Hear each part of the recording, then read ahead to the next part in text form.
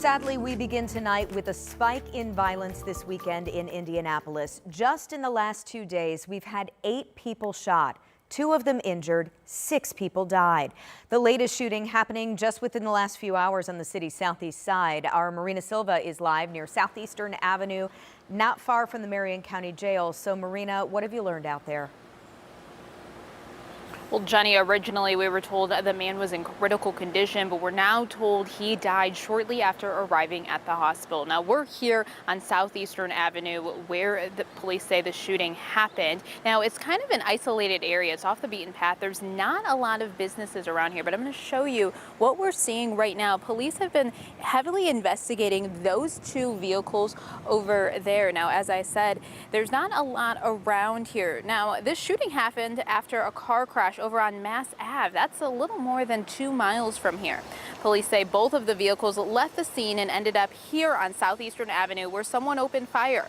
Police were able to detain a person of interest, but that person has not been arrested or charged as of now. Now, this marks the 6th shooting since Saturday morning here in Indianapolis. Sergeant William Young says this scene, as with the others, did not need to happen. It appears to be completely avoidable. You've heard me talk about today conflict resolution and folks trying to deal with conflicts. This was a result of a property damage crash, we believe, and so when this happens, we ask folks to call 911, let our officers come out and investigate. And this, as I stated before, this is totally preventable, I believe. Police do believe this is an isolated incident. They do tell us that everybody is accounted for that is a part of this incident. We'll send it back to you, Jenny. All right, Marina, do we happen to know the people in the vehicles? Were there the drivers involved, passengers? How many total? We're still working to learn that information. Right now, we do know that there were at least 2 people involved. That is the one person that they do have in custody as a person of interest, as well as the man that died. Okay, we'll certainly continue to follow it. Marina Silva, live near Southeastern Avenue. Thank you. IMPD also investigating a deadly double shooting on the north side. 2 men were shot and killed this morning near West 43rd Street and North Meridian Street. Our Logan Gay shares reaction tonight from police and neighbors there. This shooting has left a lot of neighbors questioning how and why the shooting happened here.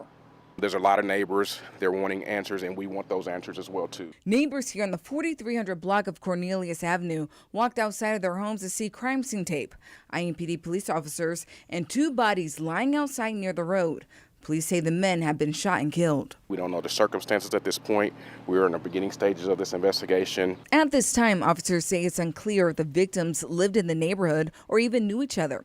Shelly Cameron has lived in the neighborhood for more than 10 years. She says overnight she heard some unusual sounds. We heard some gunshots around 2:30 in the morning, but yeah, our cameras picked up some stuff that was going on in the middle of the night. We heard some screaming. Detectives are still investigating what led up to the shooting, but whatever it was, they say it wasn't worth the outcome. Whenever there's a conflict, you should not resort to gun violence. That should not be the first thing that you do, is resort to gun violence. Violence that has now impacted the people in this community. It's pretty crazy that it can just happen anywhere, at any time. You don't know what's going to happen, and you should not take life for granted at all. Moving forward, Cameron hopes to see more police presence in the community, especially with its proximity to Butler University. IMPD reassuring the community Sunday that they're on top of it. We made a significant number of arrests throughout this year and last year. Our numbers continuously trend down, and we want to keep those numbers down. We're not celebrating it as a win, but we want folks to know we're doing everything that we can to reduce the number of violence in our community. And solving this shooting will help with that. In Indianapolis, Logan Gay, 13 News. Now, police are still looking for the suspect in that shooting. They are also searching for suspects in yesterday's shooting at Thatcher Park on the west side. Here's a look at that scene. A woman was killed, a man critically hurt. Detectives say that gunfire erupted during a family gathering. IMPD arrested 2 people after a triple shooting Saturday near 42nd and Midhofer on the east side of the city. In this case, police say 3 people were shot at an apartment complex. 2 of them died. After that shooting, the suspects led police on a chase, and they crashed into an ambulance near 16th and Shadeland. Of course, we will continue to follow all of those for you. It is 6:05 and we do want to give you a live look at radar tonight because we've been experiencing some hit and miss showers all day long.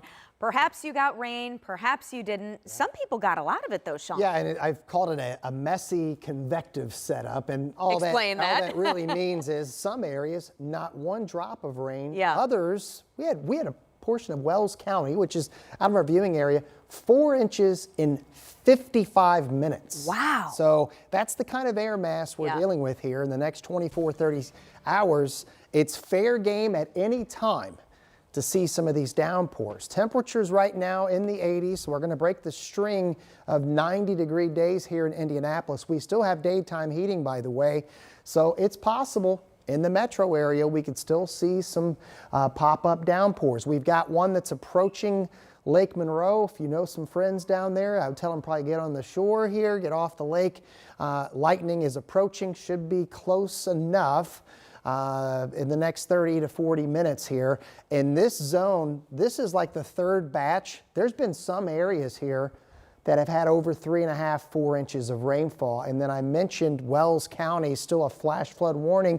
We zoom in, radar rain estimates with ground truth of over 4 inches of rainfall, and a lot of that in a very short period of time. So we keep the downpour potential.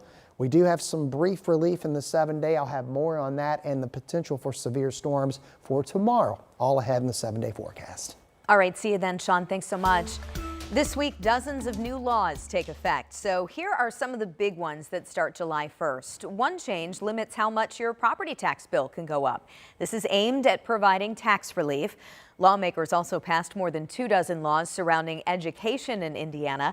Candidates for local school boards will now have to declare their political party affiliation. And college students will no longer be able to use their student ID as proof of identity to vote. Other laws change the K-12 curriculum, focusing on improving math scores, limiting sex education, and increasing teacher pay. Another big change starting July 1st, you can go faster on I-465. Speed limits for a majority of the loop will increase from 55 to 65 miles an hour.